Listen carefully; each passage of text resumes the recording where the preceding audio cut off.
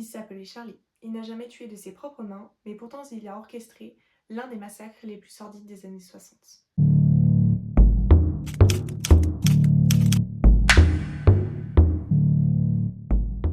Salut à tous, aujourd'hui je suis très contente de vous retrouver dans ce nouveau dossier secret et aujourd'hui on replonge dans l'affaire Charles Manson.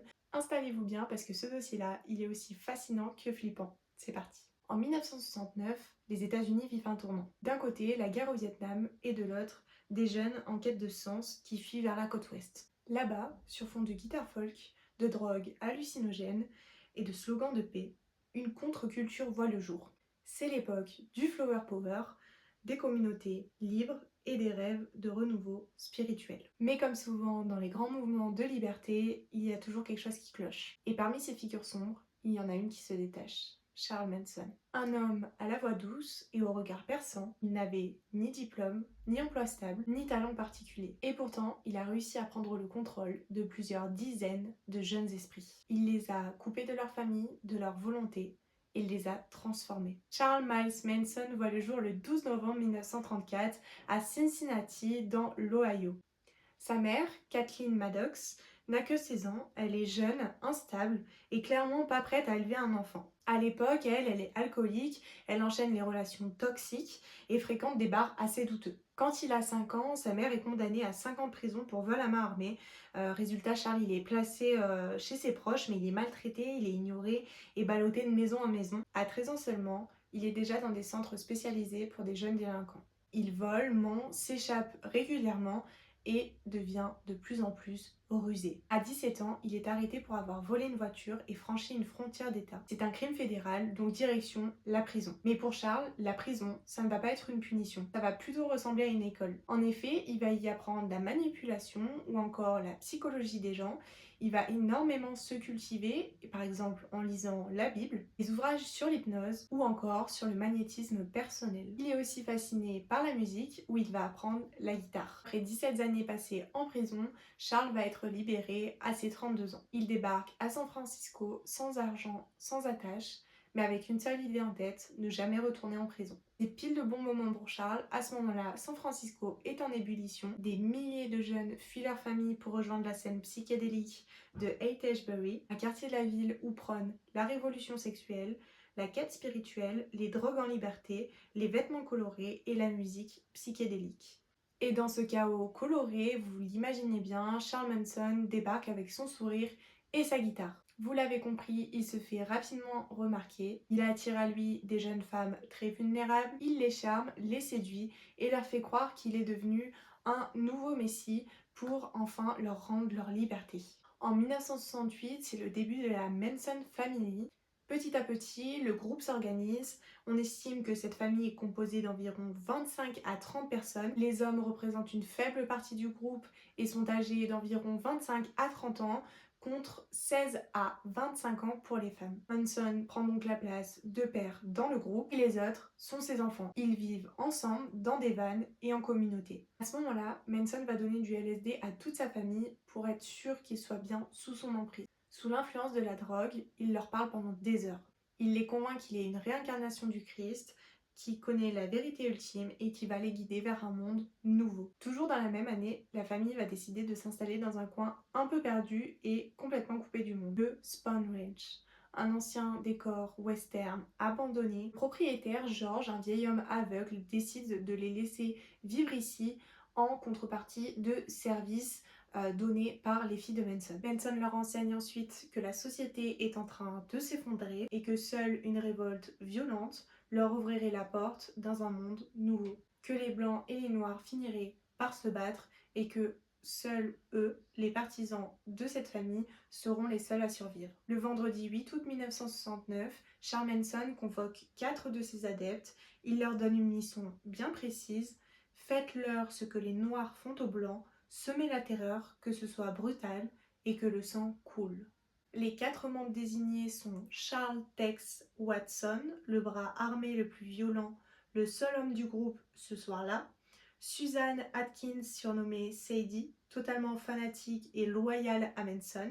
Patricia Kravinkel, une jeune fille timide devenue féroce. Et enfin, Linda Kasabian, la seule du groupe qui hésite encore, mais qui accepte de conduire la voiture ce soir-là. Direction Beverly Hills, l'adresse est choisie par Manson lui-même. Elle appartenait à un producteur de musique qu'il avait recalé des années avant. À ce moment-là, c'est Roman Polanski et Sharon Tate qui y vivent. Roman, lui, est absent ce soir-là car il est en tournage à Londres. Sharon, elle est là.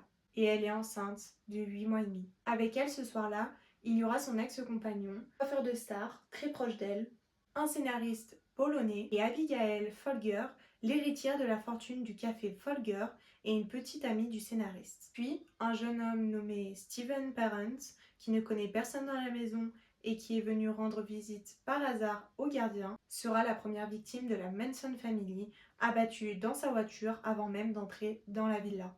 Tex Watson, armé d'un pistolet et d'un couteau, entre dans la maison. Il hurle « Je suis le diable et je suis ici pour faire le boulot du diable ». Il ligote les occupants, les frappe, les torture. Sharon, quant à elle, les supplie de ne pas les torturer. Elle propose même d'être leur otage contre la vie de son enfant, mais malheureusement, elle sera poignardée 16 fois. Susan Atkins dira même plus tard qu'elle aura goûté son sang. Quand la police arrive le lendemain, ils ne comprennent pas la scène de crime. C'est le chaos total, la scène est mal protégée, les preuves, elles, sont mal collectées et les policiers ne relient pas cette affaire-là à une affaire de meurtre qui avait lieu plus tôt. La presse, elle, s'enflamme. Actrice assassinée dans sa maison, meurtre rituel, sexe, drogue et horreur à Hollywood. Les tabloïds publient même des photos volées du cadavre de Sharon. La nuit du 9 au 10 août 1969, Manson trouve que son équipe a fait du bon boulot. Alors cette fois, il vient lui aussi et choisit l'adresse. La cible, un couple aisé, Leno et Rosemary LaBianca. Manson rentre d'abord pour préparer la scène de crime, puis les autres membres de la famille rentrent dans la maison. Leno est poignardé à coups de baïonnette, une fourchette plantée dans l'estomac et le mot War gravé sur son ventre. Rosemary, elle, est tuée violemment et poignardée à 41 reprises. De août à octobre 1969, la police ne fait toujours pas le lien entre les meurtres et elle pense à des règlements de compte liés à la drogue ou au show business. Le 12 octobre 1969, Manson est arrêté pour vol et vandalisme. Rien à voir avec les crimes qu'il a commis.